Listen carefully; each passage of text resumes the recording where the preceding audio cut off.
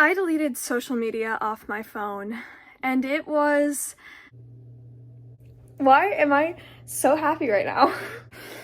I am so anxious right now. I don't know why I'm crying again. Just so much all the time. Stay tuned to the end of this video to see if I ended up cracking and re-downloading it, and also what my final decision is as for social media on my phone. This was a very, very impulsive decision for me. It was one of those, I have to do this right now or I'm never ever gonna do it kind of things. I was reading this book that I had impulsively bought called How to Break Up with Your Phone. I had read the whole thing in just a few hours, and I started reading into the 30-day situation that she guides you through, and I saw that on one of the days, you were supposed to delete all your social medias off your phone. And literally my first response was, no, I'm not gonna do that.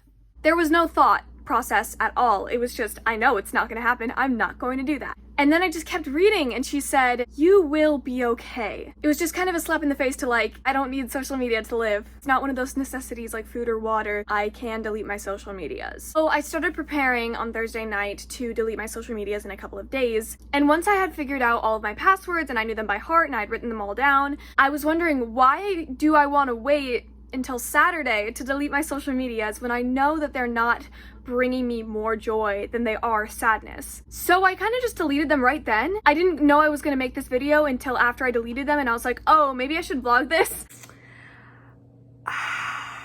I don't know what's gonna happen. I've had social media non-stop since I was 13. It's just weird. I'll keep you updated. As with any 17-year-old who is going through way more trauma than should happen, I'm addicted to my phone. Prior to this experiment, I was spending 12 hours a day on my phone, which is insane to say out loud. I would always use excuses like, well, I film on my phone, I edit on my phone, I read on my phone, I write on my phone, I do everything on my phone, which is true, but also the thing that I was actually spending the most amount of time on was YouTube. I was spending 25 hours a week on YouTube, if I'm remembering correctly. I never had any moments of silence in my life ever because I couldn't trust myself to be alone with my thoughts for some reason. So I literally had YouTube in the background of everything I was doing, but I actually didn't delete YouTube, but because I do YouTube, I mean, not much. I'm not good at it, but I just decided to try to have a much healthier relationship with it. But I deleted Instagram, Twitter, and Facebook. I already deleted TikTok after getting TikTok famous. It was too stressful for me, so I just deleted it. And I don't have Snapchat, I don't have any other social medias, so I just deleted those. Already, I felt weird Thursday night. It was just so different. I also stopped going to sleep with my phone by my face because I realized that that's actually like not a good thing. We humans are sort of just little monkeys, and that's just not very good for us to be sleeping with a screen in our faces. So I had a class on Friday, and to get there on time, I had to leave at 1 p.m. It was a driving class. So I set an alarm for 9 a.m. Obviously, my phone was across the room because I wasn't sleeping with it anymore. When my alarm went off at 9 a.m., I knew it was going off, but because I didn't have the blast of my phone and the blue light to wake me up, I just kind of slept through it.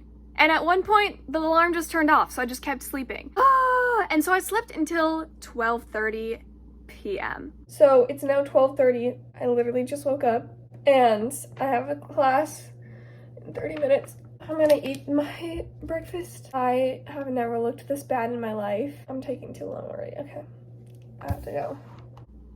Yeah, so I only had 30 minutes to do my entire morning routine, and that stressed me out.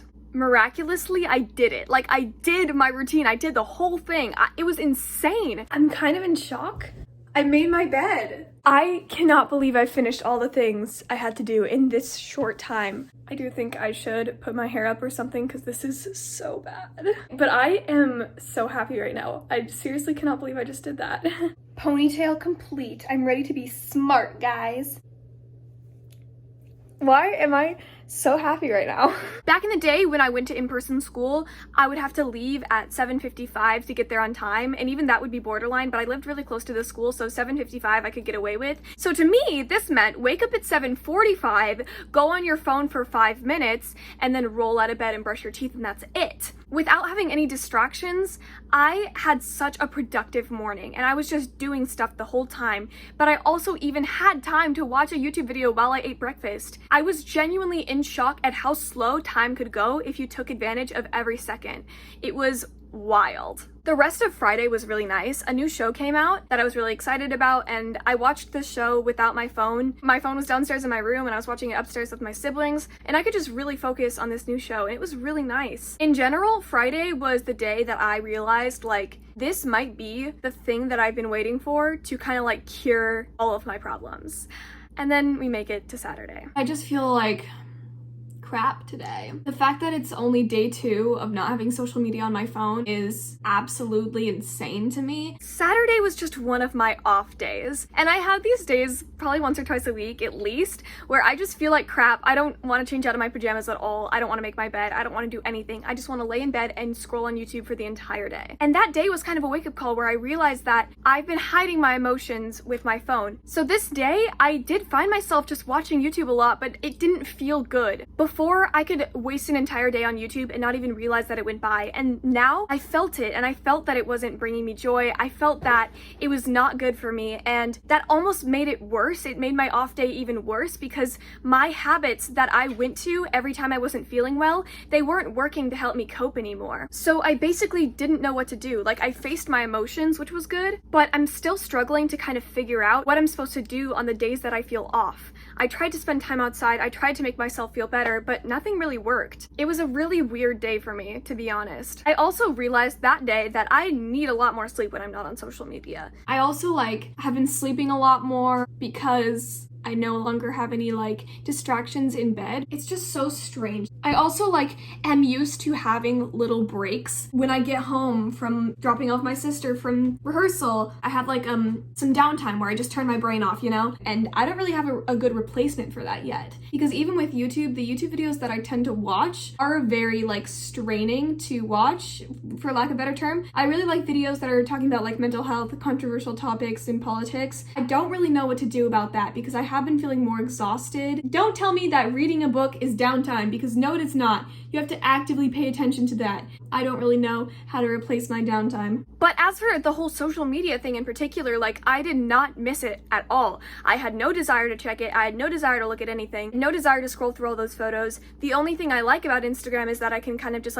pump my memories and my videos out, and then I can look at them back later. That's what I like about Instagram. That's the only thing that I missed. So on Sunday I had a driving class from 9 a.m. to 12 p.m. and this was also Mother's Day. And I have not woken up that early in so long, so I was nervous and I didn't fall asleep until super late because I was just afraid I would get there late, and that really gave me a lot of anxiety. So I probably had about maybe 4 or 5 hours of sleep that night. But when I woke up at 8, I got ready once again, so quickly, and I was so in shock, and I was so ready, and I felt pumped. I was ready to go. I was so excited. It's day 3 and it's 8:40 and I'm ready to go to my driver's ed class. 8:40 a.m. I did not fall asleep until late last night, but it's okay because I got cute hair. I put on a very teenager-y outfit, which I like because I am a teenager. All right, I really have to go now, but it was such a breeze getting ready. I was shocked once again. It was weird to be so excited for a freaking driving class, and it was so boring, dude. And then after my class, I got picked up, and if you know me personally, you know that going to grocery stores is really stressful for me. The lights are really strong, there's a lot of people, it's really crowded, it's hard to even find what you want. I hate everything about it, but I wanted snacks, so I actually got the balls to go to a grocery store. And looking back, it's insane. I went to class from 9 to 12 and then instantly went to a grocery store. That is awesome. Later that day, we had a family Zoom meeting because it was Mother's Day with my dad's side of the family, and my dad said some things that kind of hurt my feelings. I swallowed that down. Then at Mother's Day dinner, I brought it up and I was like, hey dad, this hurt my feelings. And then after we had a little conflict, I just went downstairs and I turned on my camera and I just cried. Sup. I just had a conflict with my dad that was just really weird because we had this family call because it's Mother's Day, and mind you, my dad's side of the family, I'm not very close to them, and we were talking about school, and my little sister was talking about how she was just thriving in school, and then there was just some silence because I did not want to talk about school. And then my dad just said, our high schoolers are not doing much. I can't help but feel I'm like failing, and now I'm just like admitting to this shame that I feel for like not being good at school. And I kind of just like made a decision, like I've needed to make a decision for a while, but like I'm just not doing enough and I need to work on getting my GED instead. It was just a slap in the face when my dad brought that up in front of our entire family. And yeah, normally I would just kind of swallow this down and just like post an Instagram about it and then just like drown my feelings out with like happy YouTube videos. And it's like, you know, it's okay to just like be sad that like your life didn't go as planned. It was just like my one expectation from my parents. They were like, you can be anything, like you can do anything in life, like I don't care as long as you like graduate high school with good grades. That's all that matters. I know some people might think that I'm just stupid and that's why I'm getting poor grades. I have a learning disability. I'm just feeling feelings.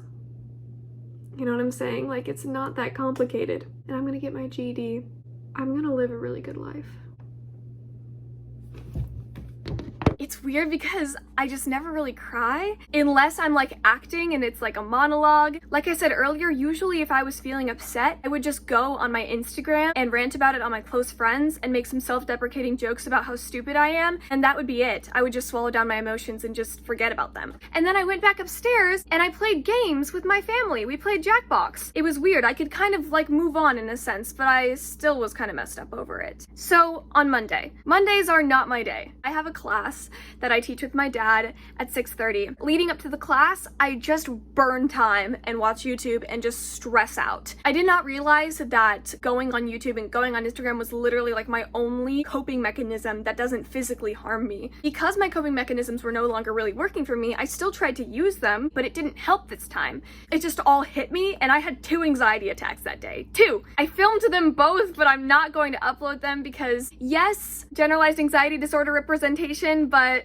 I just don't really want to share that part of my life because it was not good. But just so you know, I had 2 anxiety attacks about the class because I was just so nervous for the class.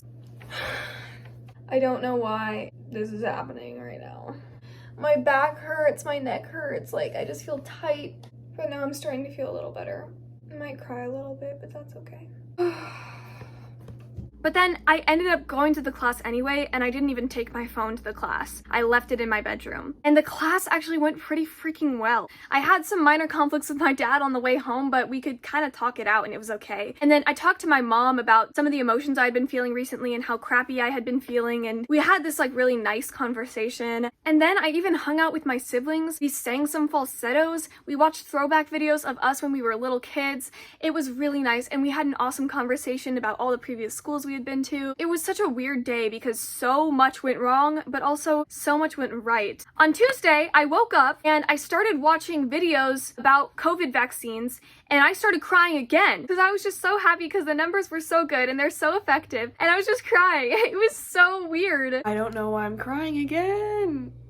I was just watching the news and it's just so hopeful to just be crying. Crying is weird. I'm crying again. Ooh. I'm just feeling so hopeful because I'm watching vaccine science. I know I look really bad when I wake up, but leave me alone about it.